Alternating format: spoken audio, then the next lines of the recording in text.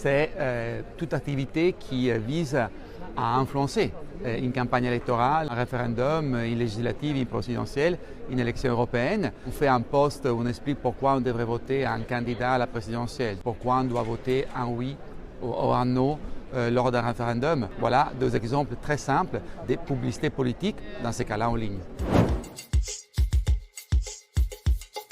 Quand elle n'est pas transparente, quand on ne sait pas que derrière un poste, il y a la volonté de soutenir un candidat, d'influencer une élection, ou alors quand on ne sait pas qui paye pourquoi. Tout article payé par un candidat devra indiquer ceci est un poste ou un article du candidat Jean Dupont, qui est candidat dans l'élection législative de 2027, et les coûts du service.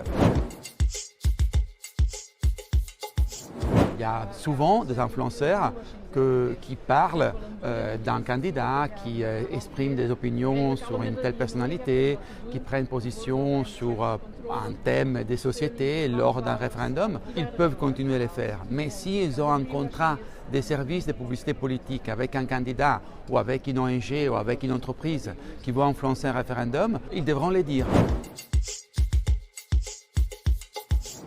Nous avons vu que les ingérences des puissances étrangères ou des acteurs non européens dans les processus démocratiques, dans les élections des pays européens, est devenue une question centrale. Et donc nous disons, à partir de 3 mois avant une élection, un référendum, aucun acteur non européen pourra financer une campagne électorale. C'est une façon de mieux protéger nos démocraties, de mieux protéger notre liberté de choix en tant que citoyens.